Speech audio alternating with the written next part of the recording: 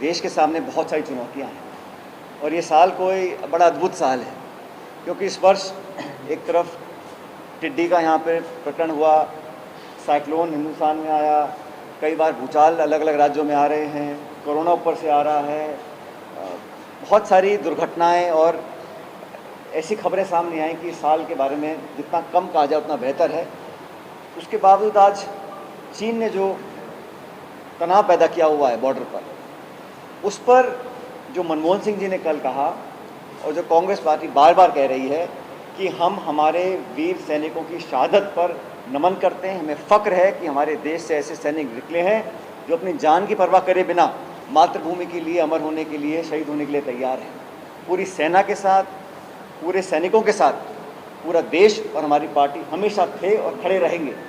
लेकिन ये सवाल अगर पूछा जाता है, इस पर स्पष्टीकरण आना चाहिए केंद्र की सरकार का, क्योंकि प्रधानमंत्री जी ने जो बयान दिया उसके बाद पीएमओ को उसको क्लैरिफाई करना पड़ा और चीन की मीडिया उस बयान को इस्तेमाल कर रही है।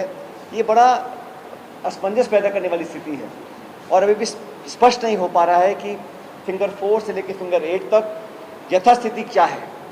अगर हमें स्टेटस को वापस लाना है, मतलब उसमें छेड़छाड़ हुआ है, उसको एक्सेप्ट कर रहे हैं कि नहीं कर रहे हैं, तो ये स्पष्ट रूप से केंद्र सरकार को बताना चाहिए।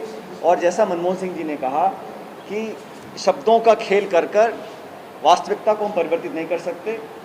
भारत की सीमाएं, उन पर कोई कॉम्प्रोमाइज़ नहीं कर सकता। कोई दल, कोई नेता, कोई पार्टी, कोई राजनीति कर कर हमारे देश की अखंडता को, हमारे देश की आंतरिक सुरक्षा को अगर कोई चैलेंज करेगा तो पूरा देश मिलकर ईंट का जवाब पत्थर से देने की ताकत रखता है। लेकिन हमारे सैनिकों के साथ जो हुआ, उस पर क्या कार्रवाई सरकार कर रही है, इसका खुलासा करना चाहिए। और जो आज असमंजस पैदा हुआ है एलएसी को लेकर, यथास्थिति को लेकर, स्टेटस को लेकर, उस पर केंद्र सरकार को स्पष्ट रूप से पारदर्शिता से अपना बयान जारी करना चाहिए कि सितंबर के महीने तक फ्री राशन लोगों को उपलब्ध कराना चाहिए। जब हमारे भंडार भरे हुए हैं, हमारे गोदाम भरे हुए हैं, तो क्या कारण है कि हम लोग आज कंजूसी कर रहे हैं और उन लोगों के साथ कर रहे हैं जो सबसे गरीब है, वंचित हैं। उन लोगों को 3 महीने तक का फ्री राशन उपलब्ध कराएं, इस बात को सोनिया गांधी जी ने रखा है। और एक तरफ जहाँ आर्थिक मंदी है, छटनी हो रही है, नौकरियां कम हो रही हैं, अर्थव्यवस्था चौपट हो रही है, उस समय सरकार लोगों की जेब पर और चाकू चला रही है। ये लगातार तेल और डीजल पेट्रोल की कीमतें बढ़ाकर हम क्या साबित करना चाहते हैं? आज समय है राहत देने का। अंतर्राष्ट्रीय बाजार में जब दाम गिर गए हैं तो उसकी राहत जनता तक पहुंचनी चाहिए, वो छूट आगे तक देनी चाहिए। उसके बिल्कुल उल्टा कर रहे हैं आप, दुगना बोझ डाल रहे हैं। और जो हमारे ट्रक हैं, जो जिनसे हमारा सप्लाई होता है, वो भी सब खाद्य पदार्थ महंगे होंगे। तेल और पेट्रोल की डीजल बढ़ते ही फूड इन्फ्लेशन बढ़ता है, गरीबों के पहुंच से चीज़ें बाहर निकल जाती हैं। आज खतरे के बादल मंडरा रहे हैं, करोड़ों लोग वापस गरीबी के शिकंजे में फंस सकते हैं। उससे बचने के लिए उनके खातों में सीधा पैसा ट्रांसफ़र हो, उनको फ्री अनाज मिले, नरेगा के दिन 100 के 200 कर दिए जाएँ और शहरों में भी नरेगा के पैटर्न पर कोई ना कोई रोज़गार की स्कीम हमें चलानी चाहिए। ये काम केंद्र सरकार को तुरंत प्रभाव से करना चाहिए। ब्लॉक पर भी होंगी, प्रदेश में भी होंगी, लेकिन आप जानते हैं कभी चुनाव का दौर रहा, फिर कोरोना आ गया। लेकिन सोनिया गांधी जी ने एक बनाई है कोऑर्डिनेशन कमेटी। उस कोऑर्डिनेशन कमेटी के माध्यम से तमाम नियुक्तियां भी होंगी, जिनको जो जिम्मेदारी देनी है उसका काम भी होगा। और प्रदेश में जो राजनीतिक गतिविधियाँ हैं, जिसको सरकार संगठन मिलकर आगे गति देगी, उसका पूरा संचालन करने के लिए ये बनाई इसलिए कोऑर्डिनेशन कमेटी, इसमें सत्ता के लोग भी हों, सरकार के लोग भी हों, और मिलकर जो प्रदेश की जनता के हित में सबसे उचित कदम है उसको हम लोग उठाएं। चाहे नियुक्तियां हों, चाहे फेरबदल हो, चाहे बदलाव करने की स्थिति हो, वो सब निर्णय कोऑर्डिनेशन कमेटी के माध्यम से लिए जाएंगे। और बहुत जल्द मैं समझता हूँ उस मीटिंग को हम बुलाकर आगे कदम उठाने वाले हैं। क्योंकि राज्यसभा चुनाव समाप्त हो गए हैं, ये मैंने पहली बार सुना है कि कोई दल, विपक्ष के आरोप ऐसे लगाए जा रहे हैं कि अपनी पार्टी को कोई प्रलोभन देने की क्या ज़रूरत है। हमारी पार्टी के जो विधायक थे, जो सहयोगी विधायक थे, चाहे वो निर्दलीय हों चाहे अन्य दल के हों, उन सब ने जो पूर्वानुमान था, जो संख्या बल था, एक एक वोट वहाँ पर पार्टी के दोनों उम्मीदवारों को मिला है। और जो हमने आंकलन किया था, जो मैंने चुनाव से पहले आप लोगों को दावा किया था, वो सही निकला। इसका मतलब ये है कि जितनी बातें कही गई सब निराधार थी, चाहे किसी ने कहीं से भी बोली हो।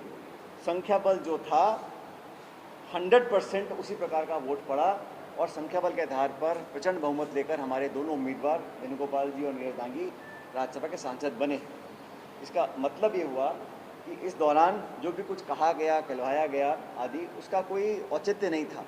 और जैसा बीजेपी के प्रदेश अध्यक्ष जी आरोप लगा रहे हैं, मैं समझता हूँ उसमें कोई सच्चाई नहीं है और कहीं ना कहीं बचाव की मुद्रा में हुआ है।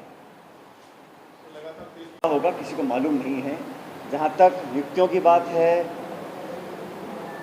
किसको कहाँ पर क्या काम देना है, ये अखिल भारतीय कांग्रेस कमेटी के जो नेतृत्व अच्छी तरह जानते हैं। तो जिसका जहाँ उपयोग लेना है उसका वो हमें समय समय पर हम लोग उपयोग करते रहते हैं।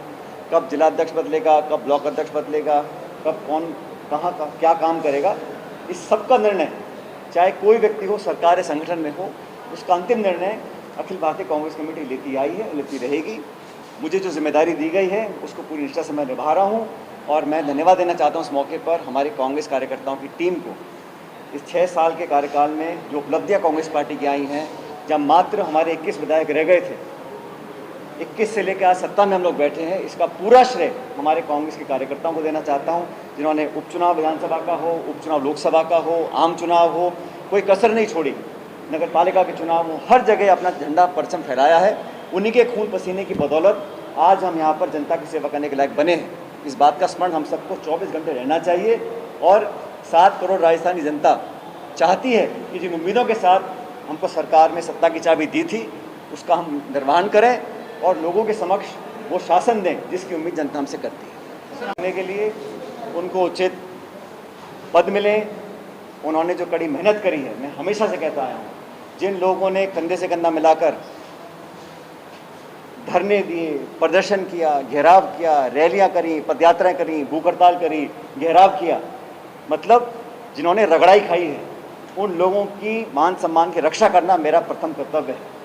और चाहे कुछ हो जाए, लेकिन उन लोगों के प्रतिष्ठा पर मैं कभी आंच नहीं आने दूंगा।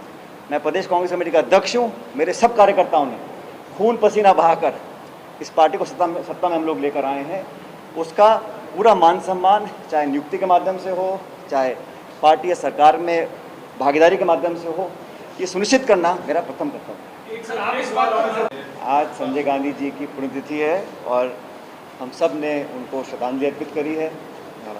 मैं समझता हूँ कि उन्होंने बहुत कम समय में कुछ ऐसी सोच सामने रखी थी देश के, जिसका आज हम अगर उसका स्मरण करते हैं तो काफ़ी लाभदायक था और एक नई ऊर्जा कांग्रेस को उस समय उन्होंने दी। उस कठिन काल में जब कांग्रेस विपक्ष में थी तब भी उन्होंने अग्रिम भूमिका निभाई थी कांग्रेस को रिवाइव करने के लिए, और 1980 में जब कांग्रेस पार्टी की लहर आई उसमें उनका बहुत बड़ा योगदान था। आज हम सब ने मिलकर उनको याद किया, स्मरण किया और अपनी श्रद्धांजलि उनको दी। क्या सवाल है?